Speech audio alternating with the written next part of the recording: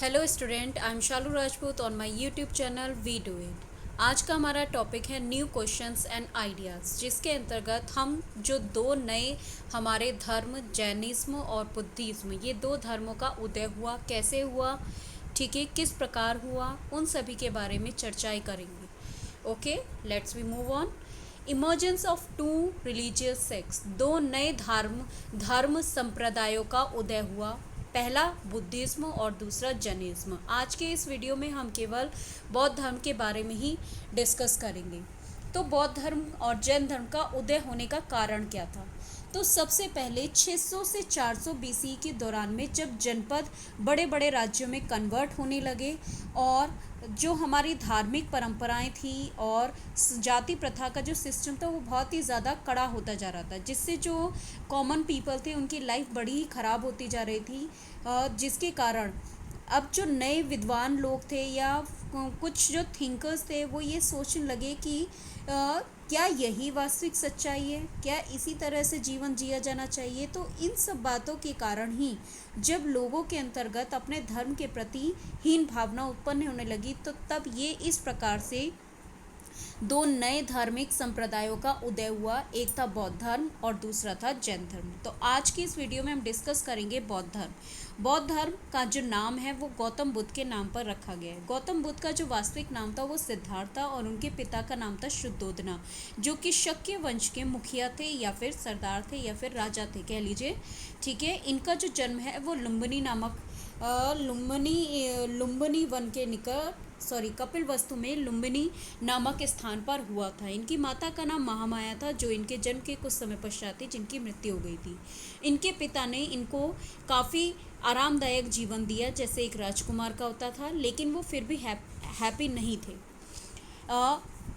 अब हम आगे बात करते हैं गौतम बुद्ध के बारे में। गौतम बुद्ध, जिन्हें बौद्ध धर्म का संस्थापक माना जाता है। क्वेस्ट फॉर द ट्रूथ, जैसा कि मैंने अभी आपको बताया कि जो सिद्धार्थ थे वो काफ़ी आरामदायक जीवन जीते थे। इट मीन्स कि काफ़ी लग्जरियस लाइफ उन्होंने जी है, लेकिन फिर भी वो उस जीवन से खुश नहीं थे। तो वो अब उसके बाद इनके साथ एक घटना घटी। क्या हुआ था उस घटना में? एक बार प्रिंस सिद्धार्थ जो थे वो अपने जो सारथी थे चनना, उनके साथ घूमने के लिए शहर का भ्रमण करने के लिए गए। तो जब वो शहर का भ्रमण करने गए तो वहाँ पे उन्होंने कुछ सीन देखे। वो सीन देखकर उनका जो मन था, उनके हृदय पे उसका काफ़ी गहरा प्रभाव पड़ा, और उस प्रभाव के कारण उन्होंने पूरा सांसारिक जीवन त्याग दिया। अपने राजकुमार के जीवन को त्याग करके वो वन में चले गए, इधर उधर घूमने लगे। अब वो दृश्य ऐसे क्या थे जिसकी वजह से उनका मन बदला और उन्होंने सांसारिक जीवन को त्याग कर एक सन्यासी जीवन बिताने का निर्णय किया। तो वो क्या था कि जब वो रथ पर यात्रा कर रहे थे, नगर के भ्रमण कर रहे थे, तो उन्होंने एक बीमार व्यक्ति को देखा। ठीक है, और उसके पश्चात थोड़ी दूर और आगे चलने पर उन्होंने एक बूढ़े व्यक्ति को देखा। उसके पश्चात उसके पश्चात उन्होंने एक मृत शरीर को जाते हुए देखा। यानी कि एक व्यक्ति को जो चार लोग थे वो कंधे पे उठा के लेके जा रहे थे। तो उन्होंने पूछा ये क्या है, क्योंकि उन्होंने कभी ऐसा दृश्य कभी देखा ही नहीं था अपनी लाइफ में। और फिर उसके बाद उन्होंने एक व्यक्ति को जो एक पेड़ के नीचे बैठकर जो था मेडिटेशन कर रहे थे, तो उन्होंने उस व्यक्ति को देखा और उन्होंने उनके समक्ष अपने प्रश्नों के उत्तर मांगे कि ये बीमार क्या होता है, ये बूढ़ा व्यक्ति क्या होता है, मृत्यु क्यों होती है। इस तरह के दुख, दर्द और दयनीय हालत देखकर जो सिद्धार्थ का जो मन था वो दुख दर्द से भर गया कि ये जीवन कितना दुखों से भरा हुआ है। वो चाहते थे कि वो इन सब का सॉल्यूशन ढूंढे, इसीलिए उन्होंने निर्णय किया कि वो अपने जो है इस घर को त्याग दें और जीवन के वास्तविक अर्थ को जानें। इसके लिए वो उन्होंने अपने पूरे संसार को त्याग दिया। इट मीन्स वो महलों के जो सुख वैभव थे उनको छोड़कर वो वनों में इधर उधर घूमने लगे, ताकि वो जीवन के सही अर्थ को जान सके। तकरीबन 6 साल तक वो एक जगह से दूसरी जगह घूमते रहे और वहाँ पर उन्होंने मेडिटेशन करना यानी ध्यान लगाना सीखा। इसका और उसके कुछ समय बाद उन्होंने एक पीपल के पेड़ के नीचे बैठे वहाँ पे गया नामक स्थान पर और वहाँ पे मेडिटेशन करना शुरू किया। तब उन्हें वहाँ पर जाकर ज्ञान की प्राप्ति हुई, और जब उन्हें ज्ञान की प्राप्ति हुई तब वो बुद्धा कहलाए। बुद्धा मीन्स एनलाइटेंड, यानी कि जिसको ज्ञान की प्राप्ति हो, यानी जो बुद्धिजीवी हो, जिसकी कुंडलियाँ जागृत हो चुकी हो, या फिर उनका जिनकी जिनकी मस्तिष्क शक्ति जागृत हो चुकी हो। और जिस पीपल की पेड़ के वृक्ष के नीचे उन्होंने ज्ञान हासिल किया था, उस पेड़ को ट्री ऑफ विजडम के नाम से, यानी बोधि वृक्ष के नाम से जाना जाता है।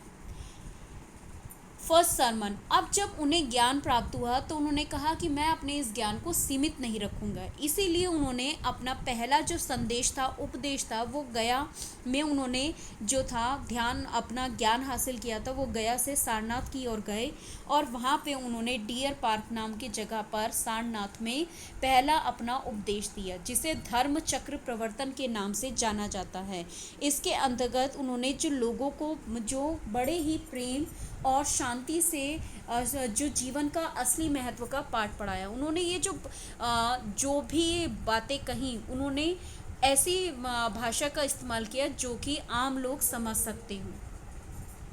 उस समय प्राकृत या पाली भाषा का प्रचलन था, जो कॉमन लैंग्वेज, जो कॉमन पीपल की लैंग्वेज थी। मेन टीचिंग्स ऑफ बुद्धा, जो बुद्धा की जो शिक्षाएं हैं वो मेनली द 4 नोबल ट्रूथ, यानी 4 जो श्रेष्ठ सत्य हैं, और 8 फोल्ड पाथ, यानी अष्टांगिक मार्ग के तहत शामिल हैं।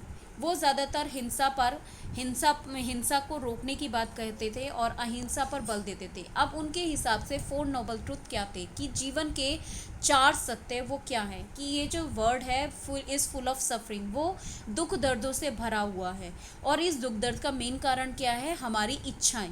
तो one must get rid of desire, हमें अपनी इच्छाओं का अंत करने के लिए, हम अपना अगर इच्छाओं का अंत कर देते हैं तो हमें अपने दुख दर्दों से छुटकारा मिल जाएगा। और इस इच्छा को की समाप्ति करने के लिए और दुख दर्द की समाप्ति करने के लिए हमें क्या करना होगा, 8 फोल्ड पाथ, यानी अष्टांगिक मार्ग को अपनाना होगा। अब वो 8 फोल्ड पाथ क्या है? राइट थॉट, यानी सही विचारधारा, सही विश्वास, सही भाषण या सही भाषा का इस्तेमाल, सही कार्य करना, अच्छे कार्य करना, सही ढंग से जीविका कमाना, यानी कि अर्निंग करने के जो साधन है वो सही होने चाहिए। गलत तरीके से हमें अपने आजीविका को नहीं कमाना चाहिए। सही ढंग से प्रयास करो, अपनी स्मरण शक्ति को अच्छा रखो और हमेशा ध्यान करो। यही जो 8 तरीके हैं जिनके ज़रिए से हम अपनी इच्छाओं का निपटारा कर सकते हैं, और इच्छाओं को समाप्त करने के बाद हम जीवन के दुख दर्द को दूर कर सकते हैं। अब बात आती है 3 ज्वेल्स ऑफ बुद्धिज्म। बौद्ध धर्म के 3 रत्न क्या हैं, जिन्हें त्रिरत्न के नाम से जाना जाता है। पहला है बुद्धा, यानी कि वास्तविक प्रकृति, यानी कि वास्तविक सत्य बुद्ध ही है। संघ, यानी कि भाईचारे के साथ मिलजुल कर रहना। इसमें बुद्ध और उनके जो शिष्य थे उन्होंने मोनेस्ट्रीज बनाई, और मोनेस्ट्रीज में वे सभी एक साथ मिलकर रहा करते थे, और उसी जगह मतलब जहाँ पर वो एक साथ रहा करते थे उसी को उन्होंने नाम दिया संघ। अब इसके बाद आता है धर्म, यानी कि जो उनकी शिक्षाएं हैं वो वहाँ पर संघ में रहकर कुछ शिक्षाएं जो कि अभी मैंने बात करी थी, जो मेन टीचिंग्स थी, उनका पालन करते थे और समय पे ध्यान किया करते थे। इसके अंतर्गत मोम्स और नन एक दूसरे को भी शिक्षाएं दिया करते थे। अब मैं बात करती हूँ एक कहानी की जो कि किश गोतमी की है। एक बहुत ही फेमस स्टोरी है बुद्ध भगवान की।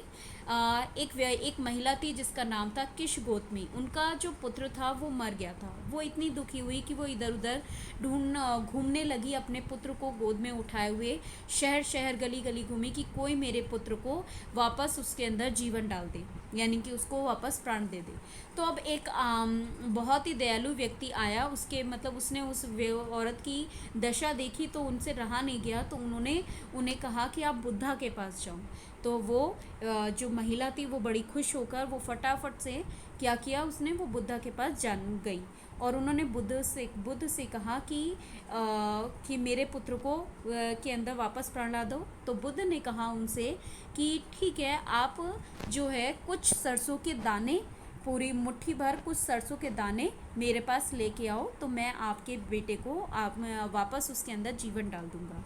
अब किश गौतमी जो थी वो काफ़ी खुश हो गई और एकदम से तुरंत उठ के खड़ी हो गई और वो उनको लाने के लिए तैयार हो गए। लेकिन तभी बुद्ध भगवान ने उनके हाथ को बड़ी आराम से अपनी तरफ खींचा, रोकते हुए उन्हें खींचा और कहा कि एक बात का ध्यान रखना कि सीड्स ऐसे घर से होने चाहिए जिस घर में से किसी की भी मृत्यु नहीं हुई हो। तो अब किश गौतमी हर घर घर गई, बहुत जगह जगह घूमी, लेकिन उसे कोई भी एक ऐसा व्यक्ति नहीं मिला जहाँ पर किसी की मृत्यु नहीं है। किसी के पिता की, किसी की माँ की, माता की, किसी के भाई बहन, किसी के पति पत्नी, बच्चे या मतलब कोई ना कोई रिलेटिव जैसे दादा दादी, किसी ना किसी की मृत्यु ज़रूर हुई थी।